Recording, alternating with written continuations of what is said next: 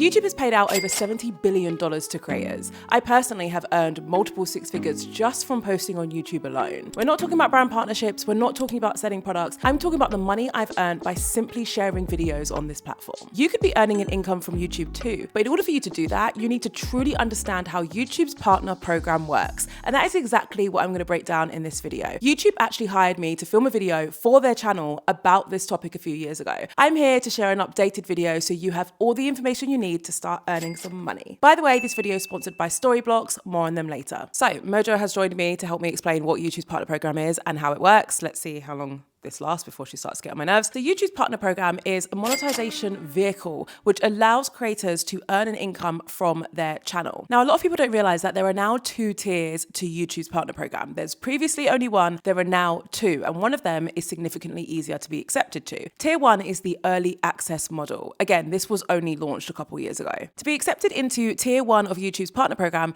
you need 500 subscribers, 3 valid public uploads within the last 90 days, which basically means you need 3 pieces of content that are public and live that you've shared within the last 3 months, plus 3,000 watch hours or 3 million shorts views. And these need to be gained within the last 12 months. Now that part's super important because if you've had an on and off YouTube journey and you look at your stats and you're like, I've got those stats, I have those watch hours, I have those views, but they're spread out over the last few years, they won't actually help you get monetized. You needed to have gained these watch hours or these views within the last 12 months for them to be valid. Now, if you reach those numbers, well done. That means that you are actually eligible to join Tier 1. And if you join Tier 1, you unlock a few different benefits, including memberships, super chats, and super thanks, which are basically features which allow your audience to like tip you or pay to get like a badge next to their comment, etc. YouTube normally refers to this as like fan funding because your audience are paying you rather than like YouTube paying you. And YouTube Shopping, which is their affiliate tool. So it basically allows you to link different products and have them on like a shopping shelf on your YouTube channel. So if people buy those products through those links, you earn a commission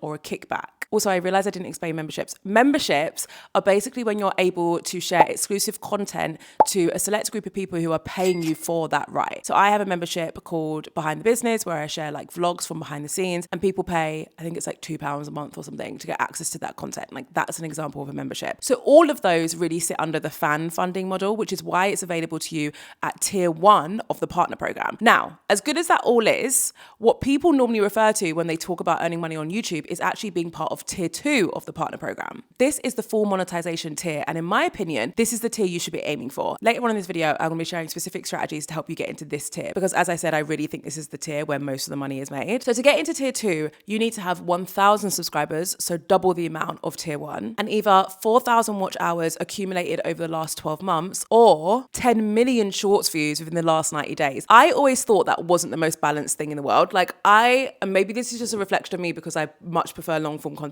I think getting 4,000 watch hours in 12 months is way easier than getting 10 million shorts views in 90 days. Is that just me? Can you let me know in the comments? Anyway, now there are some watch outs that people rarely talk about. Yes, it's great if you reach those numbers and you're like, oh my God, I can now join Tier 2 of YouTube's partner program. But if you don't have these following things in mind, you still might not be accepted into the partner program. First of all, if you're aiming to get the watch hours rather than the shorts views, you need to make sure that these videos which are gaining the watch hours are public. It's not going to count if they're private or unlisted. Also, YouTube are cracking down on AI-generated spam content, also known as AI slop. So if you are creating something that is heavily reliant on AI and actually not good quality in any way, inauthentic or very repetitive, it may be flagged as AI spam and you won't be able to join the partner program. Other things to keep in mind. You can only join the partner program if you live in a country where the partner program is available. I'll put a link below so you can double check the list. You can't have any active community guideline strikes on your channel. Be careful because this can sometimes include copyright strikes. You need to have turned on 2-step verification for your YouTube channel. You also need a Google AdSense account. Don't worry, I'll talk about that a bit later. And your content must be advertiser friendly, which I think all creators should have in the back of the mind. If you want to earn money as a creator,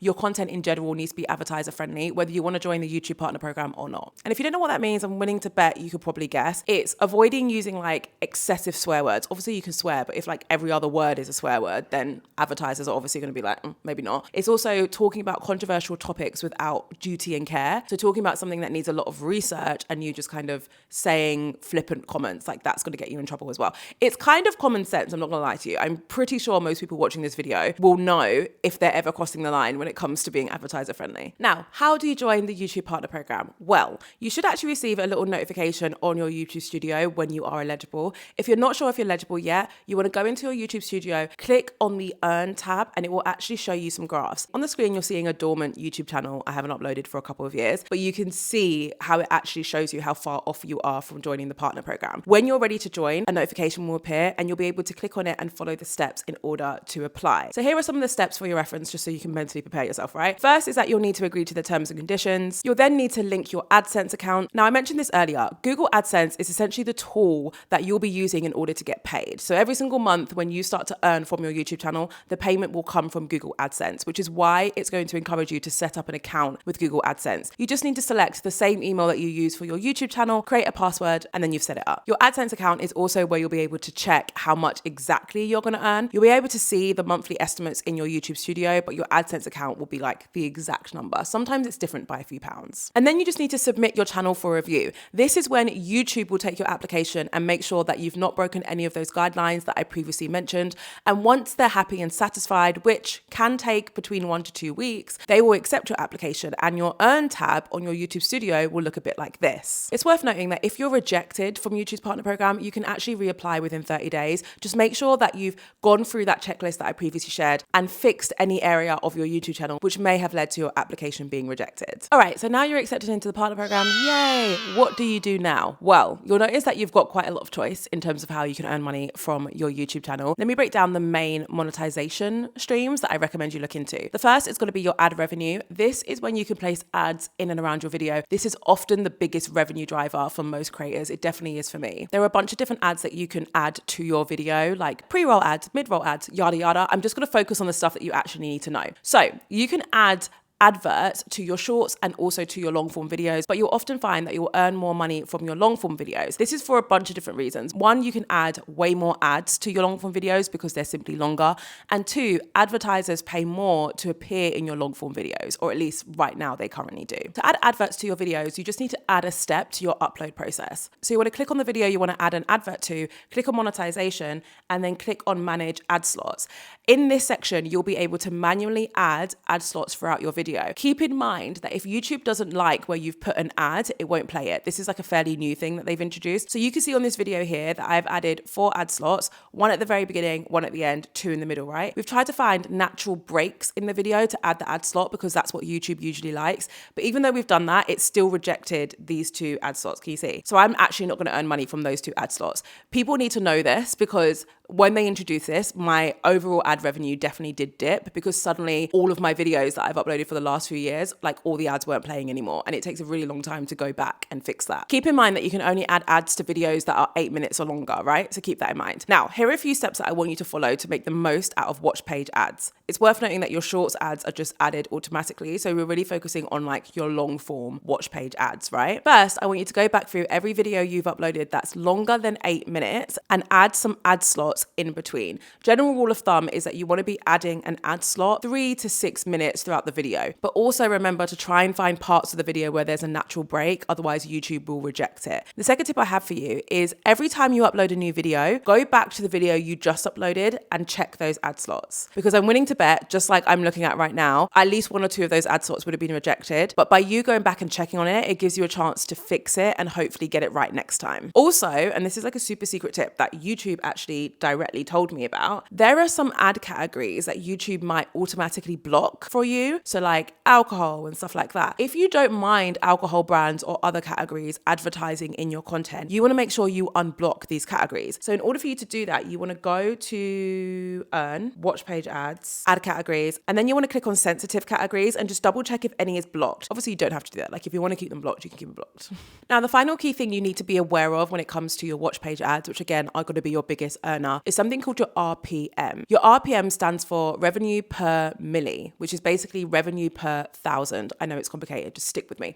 So your RPM is the amount of money that you are being paid per 1,000 views. You might also hear or see the acronym CPM when you're looking for your YouTube studio. Your CPM is how much your ads on your videos are earning overall, but your RPM is how much you are specifically getting paid. Because for every brand that pays to advertise in your content, YouTube keeps 55% of that money and gives 45% of it to you and to us. That 45% is what that RPM is. Now, as you can see on the screen, the RPMs for your videos will differ greatly depending on the video, right? Sometimes my RPM might be £8, other times it might be 20. The reason why it's different is because brands who are advertising in your content are willing to pay different amounts depending on the audience that your video is attracting. If I'm uploading a video which is all about finance, then my audience are attracting people who are likely to spend a lot of money on finance tools. Because they're going to spend a lot of money, the brand is willing to spend even more money to advertise on my platform, right? In comparison, if I upload a video that was all about makeup and therefore all of my audience were willing to spend maybe £10 to £20 on a new makeup item, that brand won't want to spend as much money to advertise in my content because the money that they're likely going to earn from my audience is less, right? So that's why every video earns a different amount. And that's also why every channel earns a different amount. So be careful when watching videos which are like, this is how much YouTube pays you for 1,000 views, because actually the amount that YouTube will pay you for 1,000 views will massively differ depending on your video content and your audience. Okay, before I move on to tell you my best tips and tricks for actually getting enough watch hours and subscribers to join the partner program, we need to talk about a new feature on YouTube, which is the Media Kit feature. Now, YouTube has this entire ecosystem called YouTube Creator Partnerships. It's somewhat new. They've rebranded it recently and they're really trying to push it on creators. And the reason why is because they want to be facilitating brand partnerships inside the YouTube app, which is something they've never really nailed before. I'm not going to dive into the ins and outs of this too much. What you need to know is that there are a few steps that you can follow inside YouTube Studio once you've joined the partner program, which will make it easier for brands to find you, discover you, and hopefully earn money through brand partnerships on your channel too. So what you want to do is go to YouTube Studio, click on the Earn tab, and then click on the Partnerships tab. Inside here, you'll be able to set up your Media Kit, which will look something like this. It's essentially a full overview of your channel, key metrics, and your audience. YouTube will then use AI to match your Media Kit and your channel with relevant brand partners. It literally takes a few seconds for you to set up, and it could be your key to landing your first brand deal. All right, before we continue with this video, let's talk about a tool that you can use that's going to help you create better YouTube content, join YouTube's partner program faster, and then earn more money from the YouTube Partner Program. If you're wondering what tool this would be, the tool is Storyblocks. Now, Storyblocks is a human-made stock media library built for creators. It contains millions of assets from photos to videos to special effects, templates to sound effects to music. Oh my God, the list genuinely goes on. I utilize all of these assets in all of my content to help bring my content to life, tell a better story, and just generally make a more well-rounded video. This allows me to create content that people want to watch for longer, and that allows me to earn more money from my YouTube channel. Every single asset inside of Storyblocks library has been created by a filmmaker, an artist, or a musician. They do not accept AI generated content. Very important. So if you want to tell human stories, which we all do, this is the best place to go for your stock media assets. It's designed to save you time with access to unlimited downloads. It also includes thousands of customized templates, which you can access inside Premiere Pro, After Effects, DaVinci Resolve, and Apple Motion, which will just help you speed up your editing. More than 150,000 creators and business owners utilize Storyblocks to enhance their workflows. And every single download directly supports a real working artist. So to get access to the human-made stock media library, which is essential to my workflow, head to storyblocks.com/jade.beason or click the link in my description. Also, they're currently running a limited time offer where you can get 15% off of annual plans. You can only get this from the link in my description. Thank me later. All right, let's move on to my tips and tricks for actually getting enough watch hours and subscribers to join the partner program. Let's talk about watch hours first. Now, the key to watch hours is sharing some popular long form content. You really only need a couple of long form videos that are at least 15 minutes long that are really performing well for your channel in order to hit that 4,000 watch hour mark. To help you do this, I recommend stealing these strategies. The first is to find a topic that you know your audience are very interested in and go super deep in it, like so deep that the video ends up being 15, 20, 30 minutes long. Don't drag it out. Make sure the pacing's good and the whole video is actually entertaining and valuable to watch, but try and go so deep that you can actually make the video longer than maybe your average video. In order for you to find that topic, you actually need to dig deep into your audience, right? So there's a few ways you can do this. One way is by looking at other creators within in your space and looking at what people are commenting under their videos. Are people asking for more information about a specific thing that they spoke about? Do people want to see more behind the scenes of a specific part of their life? Is there a trend going around that people want to see potentially you do? To take this one step further, and I love sharing this tip, when you're watching other people's YouTube channels, you can sometimes see which parts of the videos were most replayed. Have you ever seen this before? I'll put an example on the screen. If you have the ability to do that, because it doesn't always appear on everyone's video, pay close attention to the parts of the video that were most replayed and ask yourself, what was that creator doing or saying in that part of that video? And can you create a deep dive video that reflects whatever it is they were doing, right? Maybe it's a version of what they were saying, but your take on it, your experience with it, etc. Make it your own. But that's a great way for you to figure out what people are actually interested in, what people are willing to watch, and then creating a deep dive video on it. Another tip for getting watch hours, and this one might surprise you, is to use timestamps and chapters. Guys, I use these in all my videos, and sometimes even I'm tempted to not use them because I'm like, am I just encouraging people just to skip through my video? The short answer is yes, but only the people who are never really going to watch your whole video in the first place. I'm laughing because I'm pretty sure I'm speaking to quite a few of you right now. It's all right. It's okay. I don't take it to heart. The thing is, chapters allow people who were never going to watch your whole video to find the part of the video that they're most interested in and consume that. That is better than them not watching your video at all, because at least they watch 10 minutes versus 0 minutes, right? Anything that's going to help people navigate through your content is going to lead to more watch hours. A general rule to keep in mind is that if YouTube had a feature like chapters causing people to watch less of your content, they would discontinue it, because YouTube's goal is quite aligned with yours. They're trying to get people to watch your content for as long as possible. Another strategy is to find creative ways for you to share links to playlists. Now, if you don't have playlists set up already, set them up. Create a playlist that contains a bunch of videos that are all related to each other. A great rule of thumb for this is to create playlists based on like a topic or a theme. If you go on my YouTube channel, you'll find that there are playlists for YouTube tips, for Instagram tips, for TikTok tips, etc. That means that if I share my YouTube tips playlist with someone and they like a few of my videos, they're probably going to like the rest of the videos because clearly they're interested in YouTube tips. You want to create similar playlists for your audience, and you want to get creative in the way that you share it. For example, when you talk about a brand new video that you've got live over on your Instagram stories, instead of just sharing a link to the video, you share a link to the playlist, right? Because that allows people to watch that video that you're talking about, and then naturally YouTube will suggest the next video in the playlist to them.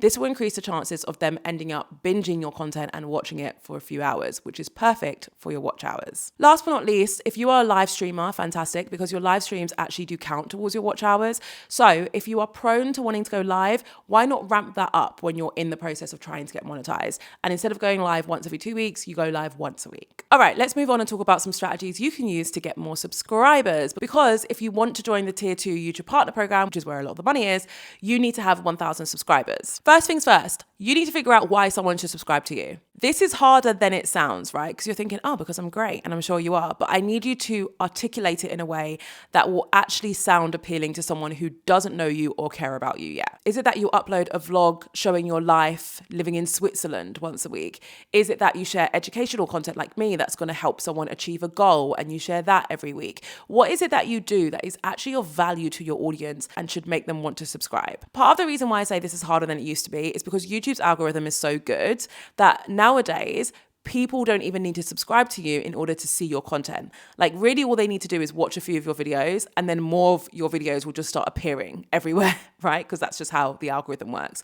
So you really have to nail down why someone should actually subscribe. And really, in order to do this properly, you need to make people feel like they don't want to miss your next video. Because whilst the algorithm will show your future videos all over the platform if they like them, in order for them to really avoid missing out, they need to subscribe. And one step further, they need to turn on the notification bell so they actually get a notification when you upload. Next thing you want to do is to reply to every single comment that you get, especially in the early days of your channel. You might be thinking, but Jade, isn't that better for engagement? It's great for engagement. What it's also great for is sending notifications to people's phones when you respond to them, reminding people that you uploaded a piece of content that they loved. This is often powerful because this could be the difference between someone subscribing and someone not. Last but not least, use your analytics to figure out which videos are driving the most subscribers subscribers and double down on those videos. Luckily for us, we now have AI that helps us do this. Back in the day, I would fuss about with spreadsheets for hours, but now all you need to do is click on Arc Studio, which is this little icon at the top of the screen, and then just ask the chatbot to tell you which videos have got you the most subscribers in the last 90 days. As you can see, it straight away shows me that my Substack video, how to start a social media marketing agency. Oh, I wasn't expecting that. And you're going to become a content creator in 2026. So using that information, if I wanted to do a big subscriber push, I'd probably create different versions of that video. Okay, and that is everything you need to know to join YouTube's partner program and start earning money from your YouTube content. If you feel like hanging around, I recommend watching this video. It's all about the fact that YouTube has changed and is now one of the biggest TV streaming platforms in the world and what that means for us as creators. Don't forget that if you want to get access to the human-made stock media library built for creators and essential to my workflow, head to storyblocks.com/jade.beason. They're offering 15% off any annual plans for a limited time only. And that discount is only available through my link. Thanks so much for watching. As always, I can't wait to see you in the next one.